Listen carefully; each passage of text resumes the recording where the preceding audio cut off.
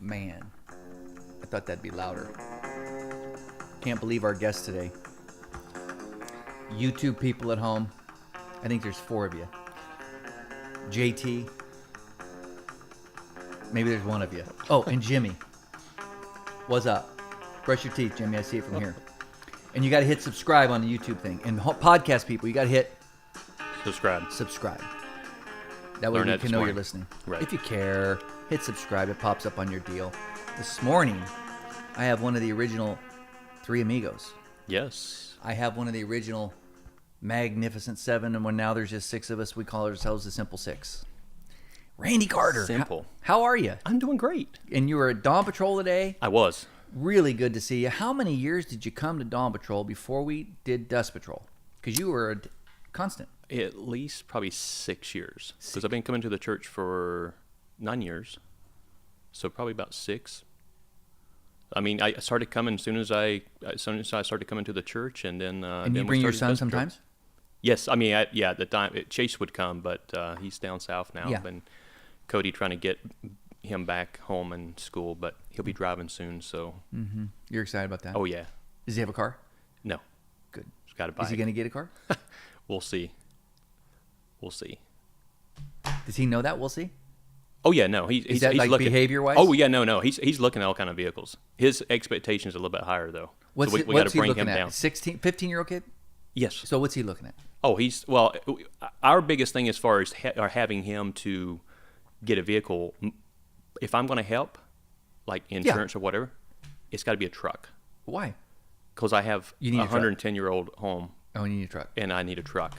So it's got to work for both of us. It's got to be a truck. Okay. It's got to work for both of us. So his expectation is Tundra, which is what I had before, and a bigger truck. And I wish I was your kid, a Tundra. Well, yeah, but we told him, your expectations is way too high. So what are you thinking? We're thinking like a little 20-year-old Datsun. Do they make those anymore? I just saw one this morning.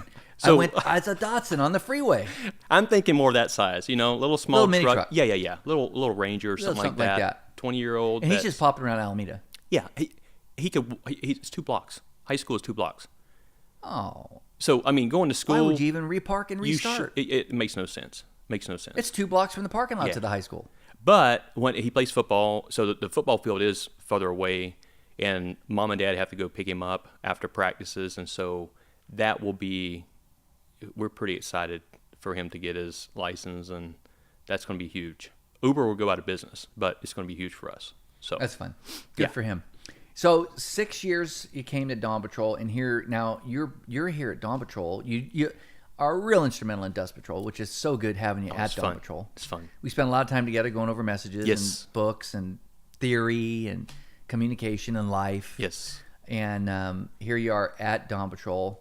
There's some things that I needed to tweak in that little message there. It was a beautiful message. Well, it's that whole thing. Yeah. Once you go through it, you realize if I had a second service, if I had another run, not redo, but there was a thing I could have put in that I didn't have time to, that I should have not skated over, and just forget the end. Right. Though the end was good. Yeah. The end had to still be further developed. So it was a halfway end, and there was something in there that I would have really. I thought at the end I went, I messed that up. Yeah. A tweak, just a tweak. Right. And it would have been, I think, even a little bit better. I love the end though.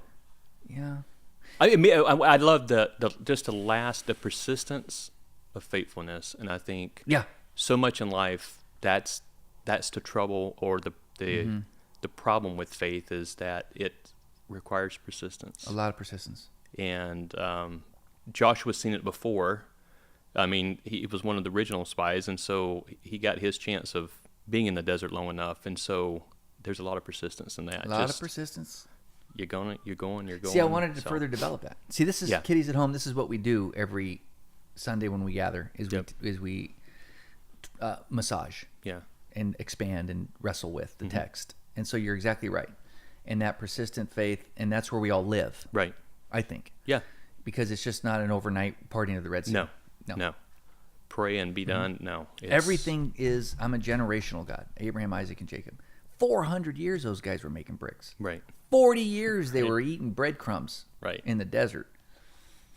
Right. No land. No land. No land. Just which is a big deal. Right. To nomadic people. You talk about identity. Mm-hmm. And the loss of identity. Yeah. Even as Egyptian slaves, we had identity. Right. We were part of Egypt. Yep. And so it's an amazing deal, that whole story of Joshua. And I just love the Old Testament. Yeah. Beautiful. What's your favorite character in the Old Testament? Wow. Probably David. And Joshua's probably up there as well. Just because some of my favorite verses, you growing up as a kid, come from Joshua, and I think really? he's a man's man. He's just real, and just to see him learn from Moses. Mm-hmm. Again, when do I get my chance? When do I get my chance? Patiently, like Steve Young, right? And then initially being fearful. He was fearful. I mean, now Moses is gone, and I've got all these people. Then you get handed the keys to the house, and it's like, what do you do now? Now what? And I'm supposed to go over there and do that. Mm-hmm. So. I just think it shows a lot about him, who he is as a person. Again, the persistence, staying with Moses, being behind the scenes, and then at the same token, getting the keys to the house and, hey, you're going to go over there. And that's just a big deal. I just love the Old Testament. Yes. I don't know why. Well, there's so much to learn from so much. And you look at these folks, again, Joshua being fearful, Moses, David. I mean, throughout all these characters, they had issues, and it's great just to see the Lord use uncommon guys. It just hit me. This is just us at Sunday. This is how we do Sunday. Yeah. We're rolling. Right. It just hit me. We're looking at the Old Testament. This might scare people at home that I just came to this conclusion. I just sit there with the guys that are reading the Old Testament at the time of Christ. Mm-hmm. No resurrection, no crucifixion yet. Right. Okay, so the Pharisees, right, in the 400 years of silence, they're reading these stories. Right. No Holy Spirit. And they're watching God and His Spirit do things in their tribe, in their nation. We sit now and read those same stories, but we have the Spirit of the living God in us, bringing new insight and life to those texts. Because I look at Joshua now and I go, that fires me up. Yeah. But those guys might have looked at Joshua, and I just wonder, without the Spirit of the living God inside them, how they read that text. True. Isn't that interesting? Right. Yeah, we have an inside. We have a whole lot. We have a lot more. We know how it ends. We know how it ends. And they didn't have that. No. And then when I get rattled in my faith, and we have the inside. Right. We have a resurrection. We have the Holy Spirit living inside of us. Right. The Holy Spirit, there's all these terms we just throw around. We have the Spirit of the living God. Yes. Dwelling, making His home in us. Hallelujah. That's a mic drop and walk away just knowing that. Especially with the world. It's so much, again, we talked about imitating this morning. And I think right now, at least in my season of life, it's easy to get imitated. Or intimidated, I'm sorry. Intimidated. Yeah, I was going to say, I missed that. Yeah, and you gave the message. Yeah, it's easy to get intimidated. And again, because of what we have our identity in and or what we've known. Yep. Certainly my season of life, that's something more real for me right now. I've spent 2 decades at a place and a little intimidated that I'm going to be doing something else, whatever that is. But I'm also excited. And going back to your, knowing that I have the Spirit, knowing I have the Lord, I'm at peace. Yep. Knowing that. And, you have to kind of come to grips with that, though. You have to remind yourself. You do. And I think that's where the persistent piece comes in. So at the very beginning of the message, just thinking about different things, the intimidation we have in life, no matter what it is. And then circling back at the end point of just having the persistence of faith. For me. What's that look like? For me, really not getting discouraged, really knowing and believing that God's got you. And when I look back at just my life and different things, and my wife and I recently just had this conversation of whatever we've been through as a family. Her dad lost, my dad lost, different seasons of where we were at, our kids, health, different things. Through all of that, just looking back and say, man, the Lord's just been so grateful. And faithful. even me for so faithful. You're grateful. I'm grateful, and just, looking at moving out here in 2000, wasn't sure what I was going to do. The Lord put me right in the spot where I needed to be. Again, spent almost 2 decades there. And all of that's not without, I learned so much. It was great. It provided for my family, my kids. It's been a beautiful thing. It's Dust Patrol. I was able to do Dust Patrol because where I worked at. Yep. And so all of that, I look back and say, not disappointed, just like, wow, kind of just blown away. Yeah. Almost like the walls coming down from Jericho. It's like, right. Whoa, what is that? Did it actually happen? Right. That just right. And so, what's your life stage now? What's like 2 decades? 2 decades at a place. Yeah. But when I moved out here in 2000, really didn't know what Toro was. Didn't know there was that much that went into turf. Grew up on a farm. I cut grass. If I would have known they had a 16-foot mower, you would have got that. It would have been 16 nice. 16 foot? Yes. That foot. Boom. 16 feet at a time path. We'll cut. And I cut like a little 20-inch mower. Cut our whole farm. It's like, wow, Dad, where was this at when I was growing up? A 20-inch mower. See, I'm a landscaper, so this is interesting. 20-inch mower on a farm. On a farm. Oh, your dad hated you. Yeah. What? Well, we did have a snapper mower that, The snapper. The snapper. They don't make them like that. That was my first commercial mower. It always got clogged up when it got wet. Well, yeah, because it was a upshoot. Yeah. The deck was like the snapper. Yeah. It was beautiful. It was beautiful though, with the ball bearing wheels, and it looked right. Right. Little wheels up front, big wheels in the back. But I had no clue about Toro, and so anyway, 20 years. It's like, okay, brand new, come into it, learn it, and enjoy the industry. Beautiful industry. From golf courses to municipalities. It's just it's a great industry, and I love working outside. So it's just, for me, cutting grass or working with plants or whatnot. It's just, I enjoy that. So it's therapeutic for me to do that. So this kind of had a best of both worlds, really. Right. Just to be able to work and know who I'm working for, really, and just trying to be faithful.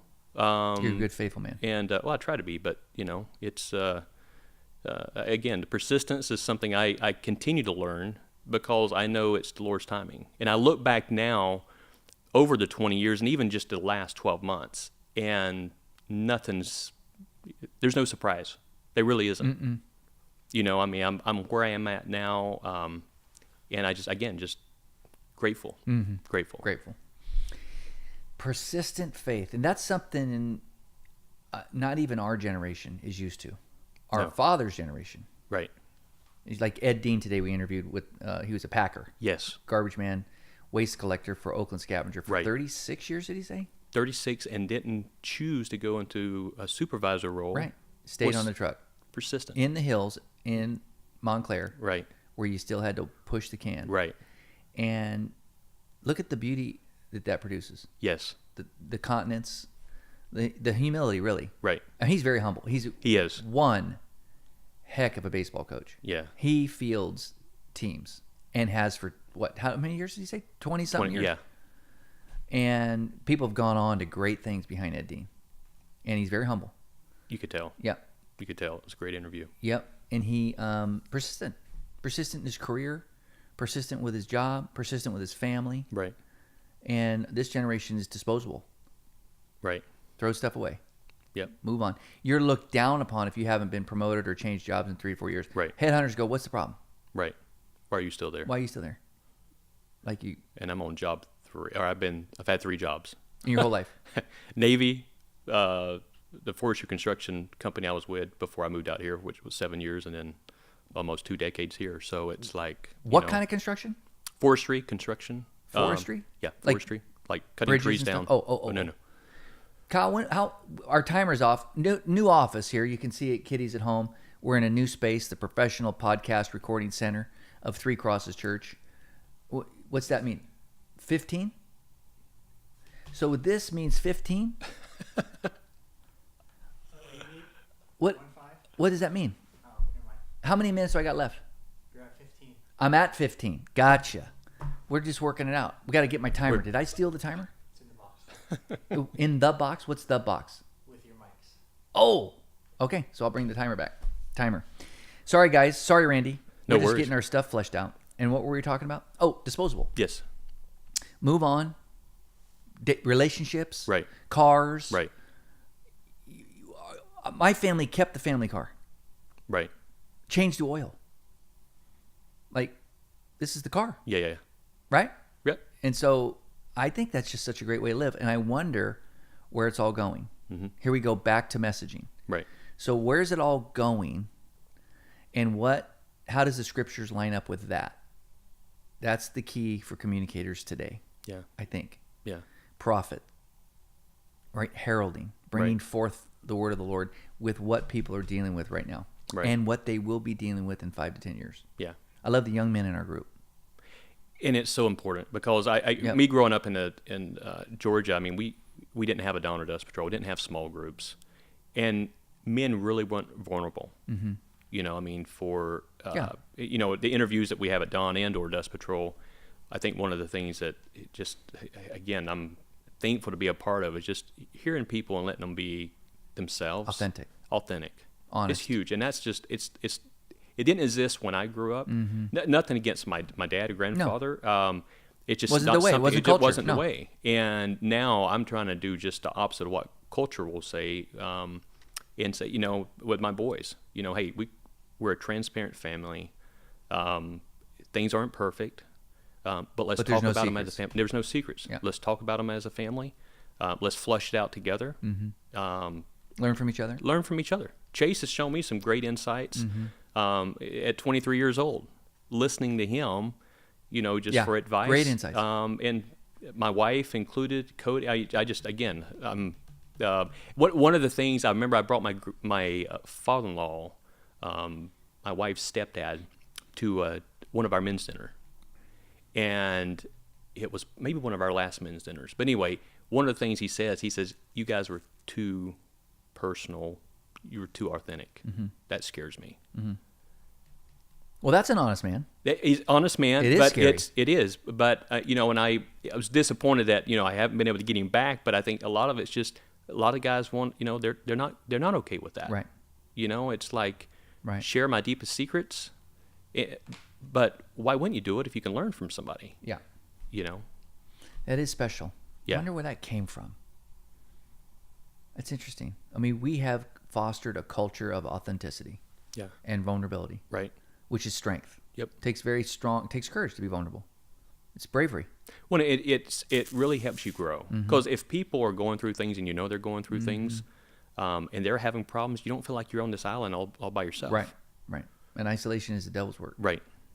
As you mentioned, I mean, you know, it's different when you're going through things, as you shared about this morning, you're by yourself versus having a community, the tribe like we have, is great. Mm-hmm. I mean, even last week or every week, you know, getting text messages from guys just, you know, lifting me up in prayer, and I'm encouraged just by them. Yeah, it's so good. Yeah. So good. Randy, closing, we didn't even get into all your Navy background, how you came to faith, wife, kids. You are a great man. There's a lot there. But we just kind of went right into it. Well, there's a lot. There's again, transparency. There's a lot of pain. I always say I have a Cinderella story, and I really do. When you look back at my life, and because I really try to jack it up, but you know, your Lord, life? Yeah, plenty times. And so I'm thankful that the Lord is a gracious God, and He cleans things up. He cleaned things up in my life and in my marriage, and just being a father. And so let me go to the timer. Kyle, how many minutes we got left? We're at 19 and a half. I'm at 19 and a half. So put us in the pumpkin, Cinderella.